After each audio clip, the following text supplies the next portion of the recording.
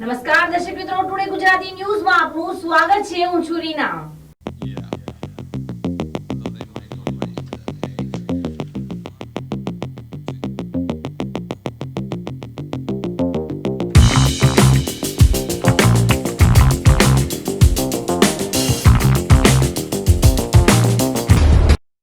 રાજ્ય તેમજ નેશનલ લેવલે સારા રોડ સારા રસ્તા બનાવવા માટેના ટોલ ટેક્સ ઉઘરાવવામાં આવે છે.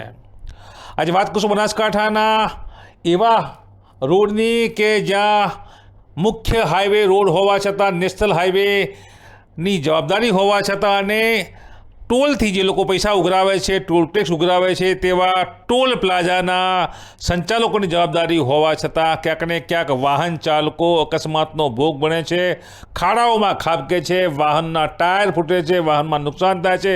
અને તે રીતે આ દ્રશ્યો તેની ગવાહી પૂરતા અમે આપને ટુડે ગુજરાતી ન્યૂઝમાં બતાવી રહ્યા છીએ. જી હા, વાત કરશું ડીસા તાલુકાના આખોલ વિસ્તારની. અહીંથી કંડલાનો મુખ્ય હાઈવે પસાર થાય છે. કંડલા હાઈવે જોધપુર સુધી જાય છે અહીંથી, અને આ રોડ પર નિત્ય હજારો ટ્રકો પસાર થાય છે. ત્યારે તાજેતરમાં 3 દિવસમાં આવેલા વરસાદ બાદ અહીંયા આખોલ 4 રસ્તા ઉપર આપ જોઈ રહ્યા છો, તસવીરોમાં દેખાઈ રહ્યા છે તે રીતે મોટા મોટા ગાબડા પડ્યા છે. આ તસવીરો એક પુરાવો છે, બોલતો પુરાવો છે કે ટોલ ટેક્સ ઉઘરાવતા toll plaza national highway authority કે જેની જવાબદારી છે આ પ્રકારના રોડ જ્યારે પણ ક્ષતિગ્રસ્ત બને છે ત્યારે તેનું મરમ્મત, તેનું રિપેરિંગ કરવું, એ પણ અહીંયા ગફલત કરી નિષ્ક્રિયતા, બેદરકારી દાખવી રહી છે. છેલ્લા 1 સપ્તાહથી આ રોડની આવી જ હાલત છે. અથડાતા, કૂટાતા, હાડકાં ભાગી નાખે તે પ્રકારની પીડા આપતા આ ખાડાઓ કંડલા હાઈવે ડીસાથી પસાર થાય છે તેના છે.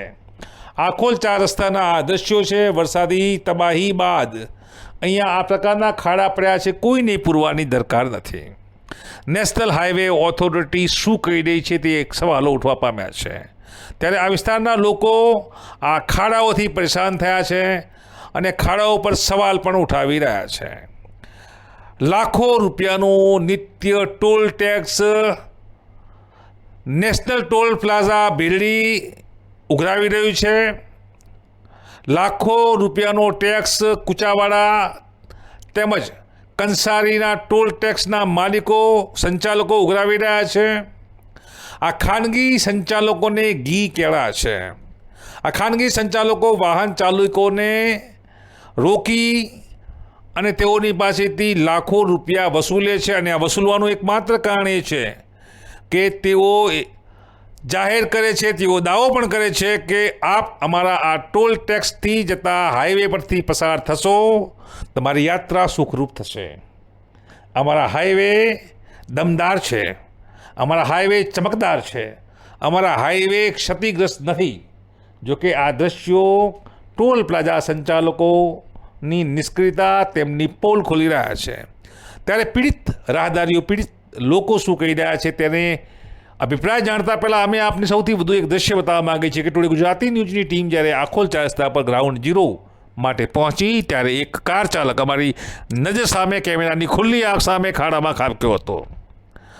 આ મોટો અકસ્માત સર્જાય તેવા દ્રશ્યો છે. તે બાદ ક્રેન લાવી અહીંથી આ કાર ચાલકના વાહનને ભારે જહેમતે બહાર કાઢવામાં આવ્યું હતું. રોષિત કાર ચાલક શું કહી રહ્યો છે આવવું જોઈએ, અને તે બાદ અમે આપને એ પણ બતાવીશું કે અહીંયા લોકો શું કહી રહ્યા છે પીડા સાથે.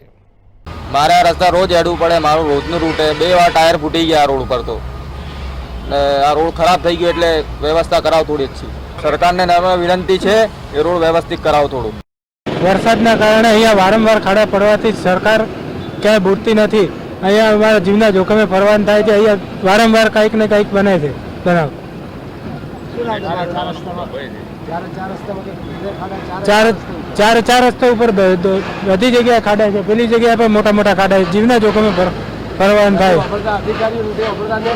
નથી. વાપરતા અધિકારી નહીં, વાપરતા નેતા કોઈ. અમારે આ રસ્તો અમે આવો જોઈએ. ખૂબ આગળ આવવાની અગવડતા રહે. સાધન આવે તો કોઈ સાધન કલાક 2 કલાક હેડી ગતું નથી. સાધન જેમ કે ખાડા કોઈ રહે એટલે વસ્તી સાધન હેડી ગતું નથી. ટ્રાફિક જામ થાય. કિલોમીટર માટે ટ્રાફિક જામ થાય. ઓમ થાય કિલોમીટર ઓમ થાય. તો કોઈ મોડું આવ્યું હોય તો મારે શું કરવાનું? વસ્તી દવાખાને લઈને જવું એટલે શું કરવાનું એમ આના માટે તો સરકાર જાગતું રહેવું જોઈએ. હા સાહેબ, આખોલમાં રહું છું. આખોલનો જોડતો રોડ છે, રાજસ્થાનનો બોર્ડર છે. ધાનેરા ચોકડી કહેવામાં આવે છે વેપારીને મોટું મથક છે. મોટા મોટા ખાડા પડ્યા છે અને આજ સુધી કોઈ ધારાસભ્ય કેટલા આવી ગયા કેટલા ગયા બરાબર આજ સુધી કોઈ આને નિકાલ લાવ્યો નથી. પ્રશ્ન આજ સુધી કોઈ મહેરબાની કરી અને આ રોડ સુધારાનો અને ટેક્સ લેવામાં આવે, મોટા મોટા ટેક્સ જીએસટી બધું લેવામાં આવે છે. ખેડૂતોને મરો છે, સાધનને પંચર પડે, ટાયરો ફૂટી જાય, ટ્રાફિક જામ થાય, કોઈ ડિલિવરીનો કેસ હોય, કોઈ એમરજન્સી હોય તો સાધન જઈ શકતું નથી. 2 કલાક સુધી 3 કલાક સુધી રોકાવું પડે છે. આ ભાજપનો વિકાસ આ પુલ ઉપર બી દેખો, તમે અહીં બી દેખો, ચોકડી પર દેખો, રૂબરૂ દેખો. ધારાસભ્યને મહેરબાની છે પ્રવીણભાઈ સાહેબ કે તમે અહીં રૂબરૂ દેખો. તમે અહીં આ 4 રસ્તાની અંદર ખાડા પડ્યા છે કે એની કોઈ સીમા નથી. કેટલા એક્સિડન્ટ થાય છે, કેટલા લોકો હોય પડે છે, પોણી છે, ગારો છે, તંત્ર પણ વાપરતું નથી બરાબર. અને નેતા તો પણ બિલકુલ વાપરતા નથી. સ્થાનિક ધારાસભ્ય પણ નથી વાપરતા. કોઈ હોય જોવા માટે નથી આવતા કે આ 4 રસ્તામાં શું પોઝિશન છે. તો આપણે જોઈ તે રીતે લોકોની આ પીડા છે. ત્યારે સરકાર માર્ગ મકાન વિભાગની ક્યાંક જવાબદારી બનતી હોય, નેશનલ હાઈવે ઓથોરિટીની ક્યાંક જવાબદારી બનતી હોય, સ્ટેટ હાઈવે ઓથોરિટીની જવાબદારી, નેશનલ હાઈવેની ક્યાંક જવાબદારી બનતી હોય, અથવા સરકારની જિલ્લા વહીવટીતંત્રની ક્યાંય પણ જવાબદારી બનતી હોય. ખાડાઓ પૂરો, ખાડા બંધ કરો, રસ્તા મરમ્મત કરો. હાઈવે ક્ષતિગ્રસ્ત છે, મોટો જીવલેણ અકસ્માત થઈ શકે છે તેવી આલબેલ ટુડે ગુજરાતી ન્યૂઝ આ દ્રશ્યો આ અહેવાલ દ્વારા પોકારી રહી છે. નમસ્કાર. તો દર્શક મિત્રો, આજના સમાચાર. વધુ સમાચારો માટે જોતા રહો ટુડે ગુજરાતી ન્યૂઝ.